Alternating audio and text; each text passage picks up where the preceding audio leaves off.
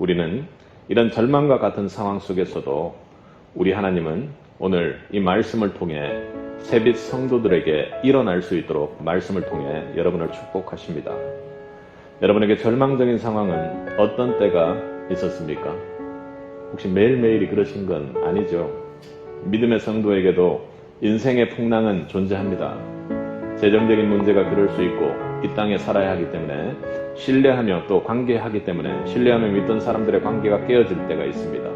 그리고 하나님이 정말 사랑으로 주셨던 자녀와의 관계, 그리고 또 부부와의 관계, 그리고 백세를 살아갈 우리의 미래의 문제로 너무나도 큰 인생의 풍랑을 만날 때가 있습니다. 그래서 참으로 절망할 때가 있죠. 여러분 그럴 때 어떻게 하고 계십니까? 그때 기도하고 하나님에게 매달리라는 권면을 저는 합니다. 그런데 그 절망 속에서 기도할 힘조차도 없고 기도할 수도 없다고 힘들어하는 성도님을 볼 때가 있습니다. 그것 또한 100% 공감은 못하겠지만 마음이 안타깝게 인간적인 마음으로 위로가 됩니다. 아마 오늘 바울의 일행들의 상황이 그렇게 힘들어하는 성도들의 모습과 관련되어 있는 것 아닌가 말씀을 준비하며 그렇게 생각을 해봤습니다. 이런 상황 속에서도 오늘 바울은 하나님께서 주시는 영적 음성을 그는 들었습니다. 우리 본문 24절을 한번 읽어보도록 하겠습니다. 바울아, 두려워하지 말라. 내가 가이사 앞에 서야 하겠고 또 하나님께서 너와 함께 항해하는 자를 다 내게 주셨다 하였으니. 하나님 말씀하셨습니다. 두려워 말라. 두려워 말라. 여러분 얼마나 좋겠습니까?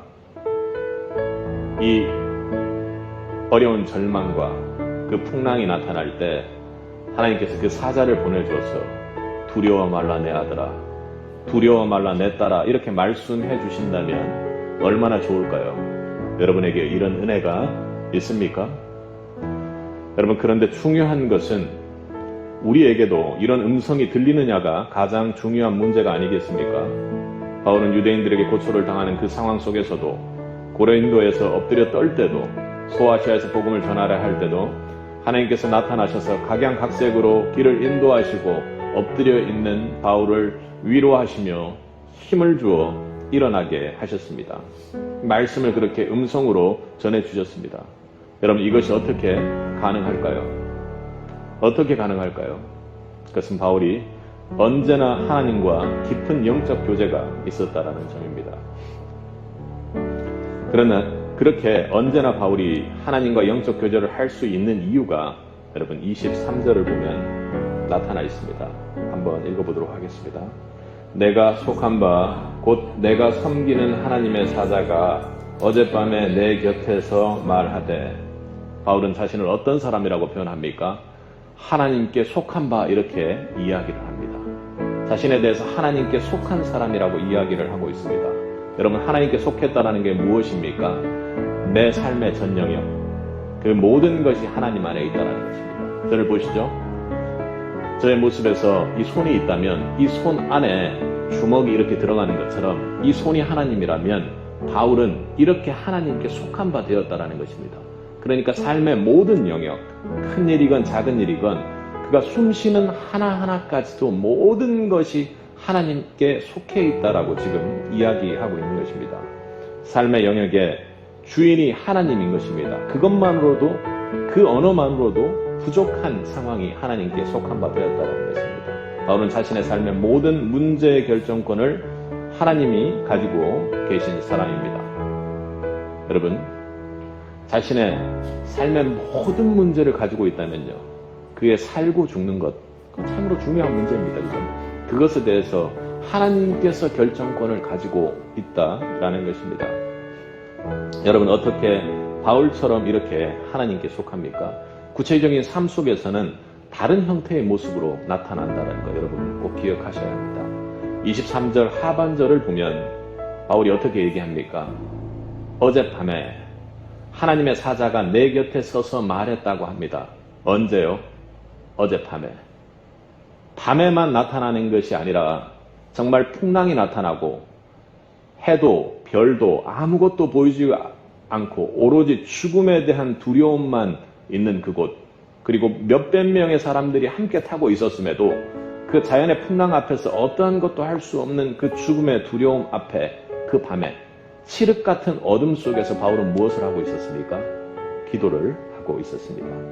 그러니까 바울은 누가가 구원의 살 소망마저도 사라진 그 시점에 이 여행의 리더로서, 하나님이 보낸 여행의 리더로서 기도하고 있었다는 것입니다. 풍랑이 치고 낭만과 절망 소리, 정말 아비규환 같은 그 상황 속에서 그 심한 파도와 그리고 배가 끼어져 모든 것을 버릴 수밖에 없는 상황 속에서 그때 바울은 하나님과 기도했습니다. 하나님, 정말 제가 여기서 죽어버리는 것 아닌가요? 이 풍랑은 도저히 살 길이 없는 상황입니다.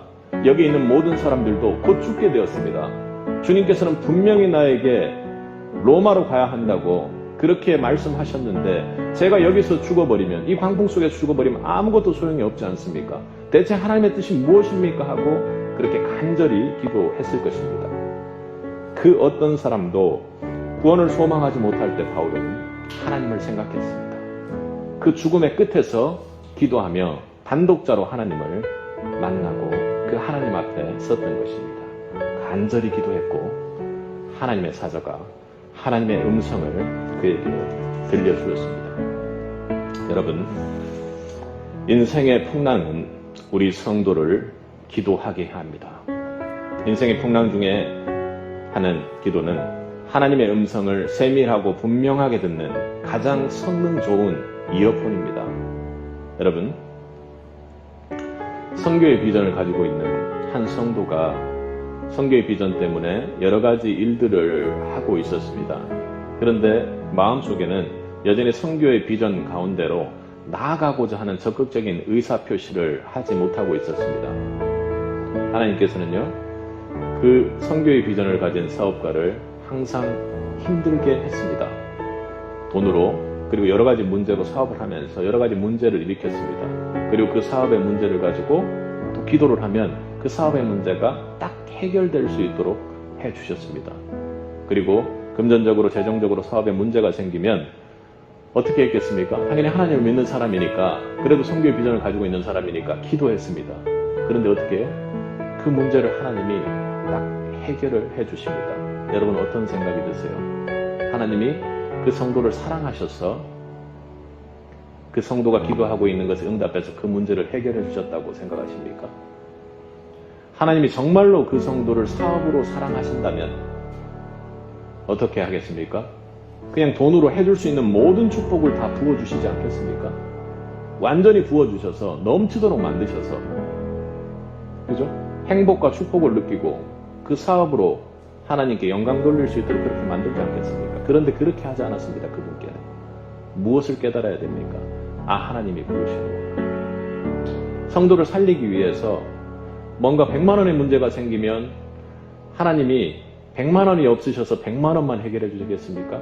1000만 원의 문제가 생기면 1000만 원이 없어서 1000만 원의 문제만 해결해 주시겠습니까? 하나님이 딱딱 맞추어서 해결해 주시니까 나는 더욱더 사업을 하나님 믿고 벌려야 되겠구나 하는 것이 아니라, 하나님이 어떻게 해요? 지금 이렇게 너에게 문제가 생기고 그 문제를 도와주는 사람이 누구고, 그리고 네가 해야 할 일이 무엇인지를 계속해서 기도할 수 있도록 만든다는 그 음성을 잘 듣지 못했던 것입니다. 그러니 어떻게 해요? 사업을 더욱 힘들게 만들 수밖에 없겠죠. 그리고 결국에는요, 기도했음에도 불구하고 하나님이 그 문제를 해결할 수 없는 상황을 만들어서 더욱 기도하고 하나님의 뜻을 듣게끔 합니다. 그래서 결국에는 어떻게 해요? 진정으로 하나님이 부르신 뜻이 내 사업을 잘 유지해 주는 것이 아니라 내가 하나님의 뜻에 맞춰서 선교사로서 파송되기를 하나님이 원하는구나 하는 것을 깨닫고 그렇게 선교의 길을 떠나게 되었던 것입니다. 사업이 깨져야 들리는 것이죠.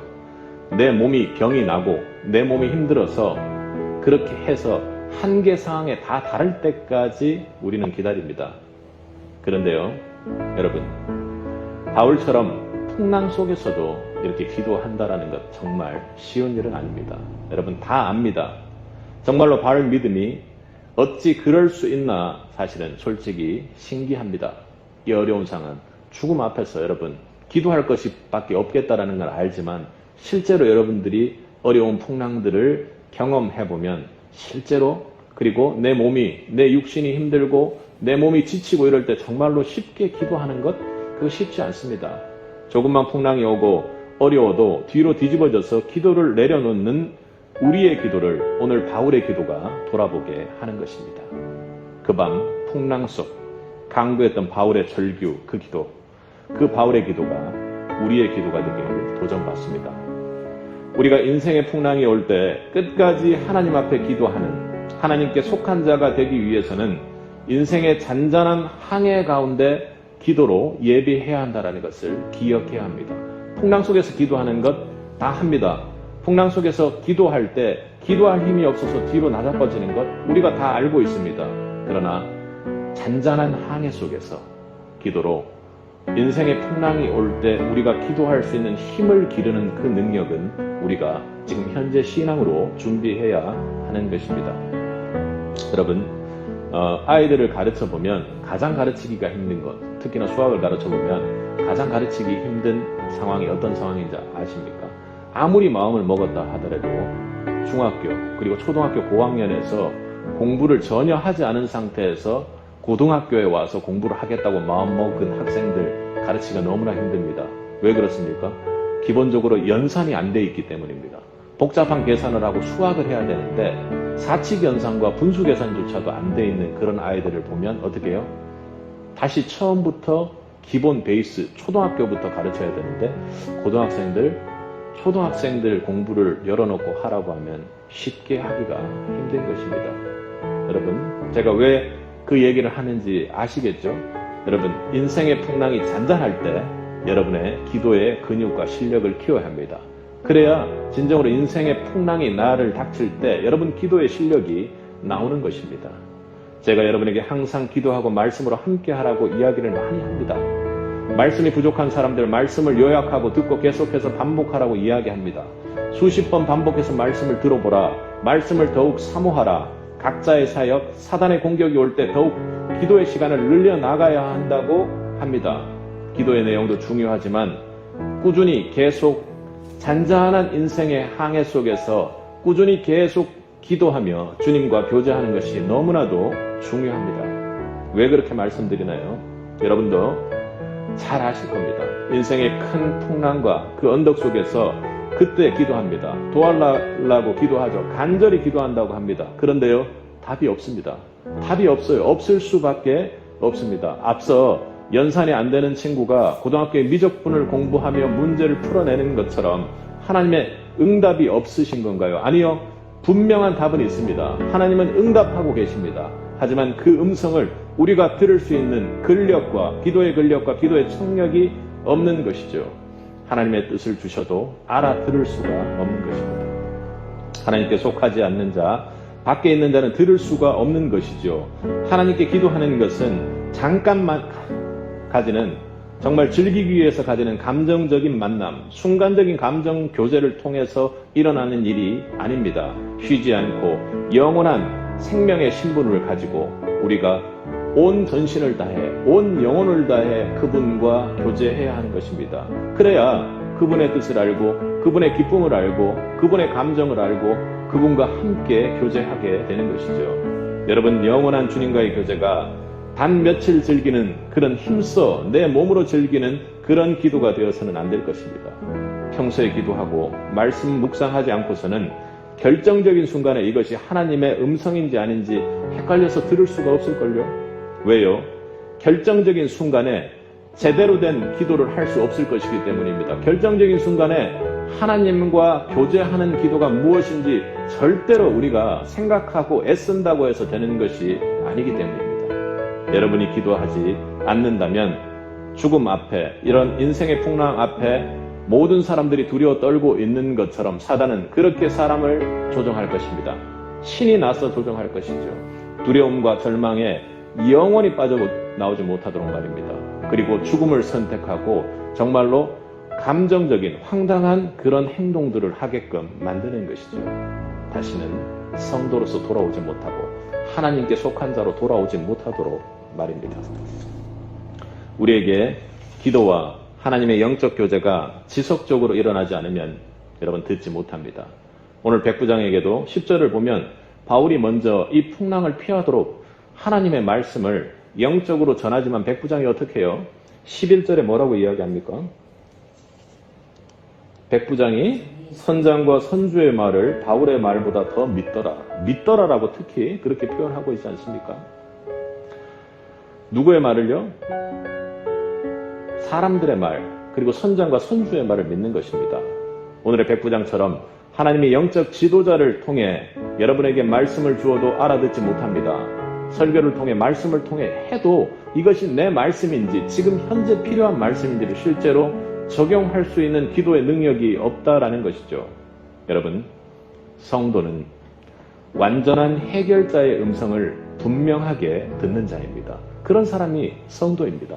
그런데 우리는 전문가와 세상의 경험자가 문제의 해결자인 줄 알지요. 다수가 지지하는 그것이 다 옳은 줄 압니다. 경험 많은 선장이 말하자 대부분의 모든 사람들은 동의를 했겠지요. 그러나 인간의 많은 경험보다 여러분 하나님을 믿을 수 있기 바랍니다. 많은 사람의 소리보다 기도에서 나온 하나님의 단 하나의 음성이 옳다라는 것을 여러분 믿을 수 있기 바랍니다. 많은 사람이 지지해도 하나님이 지지하지 않으면 그 의견은 접을 수 있는 것이 성도입니다. 결정적인 상황에서 그런데 하나님께 속하지 않은 자는요, 기도하지 않은 자는요, 기도로 예비되지 않은 자는요, 세상의 법을 택한다는 것입니다. 여러분, 가나안의 정탐꾼 중에서 몇 명이 가지 말자고 했습니까? 10명이 가지 말자고 했습니다. 2명만 가자고 했죠. 만일 가지 말자고 하는 사람이 많다고 해서 다수결의 의견을 따랐다면 어땠겠습니까? 이스라엘 백성은 지금도 이스라엘이라는 나라조차도 형성하지 못하고 있었을 것입니다. 영적인 음성을 듣지 못한다는 것은 바로 하나님의 뜻을 알지 못한다는 것과 동의어입니다. 그래서 우리는 인생에서 이것이 더 큰 풍랑인가 하지만 그것보다 훨씬 더 큰 풍랑을 만나게 되는 것입니다. 그러므로 성도는 항상 기도로 깨어 예비할 수 있어야 합니다. 그래야 인생의 풍랑에서 쌓은 기도가 우리를 기도하게 하는 것입니다. 우리가 인생의 잔잔한 그 물결 속에서 했던 기도가 우리의 인생의 풍랑에서 우리를 기도하게 한다는 것입니다. 매일 밀접한 교제가 하나님의 음성을 더욱 또렷하게 합니다. 풍랑이 오고서야 하는 기도가 아니라 풍랑 오기 전에 먼저 기도함으로 우리의 영적인 근육과 하나님 음성에 대한 영적인 청력을 올리는 저와 여러분이 되기를 바랍니다.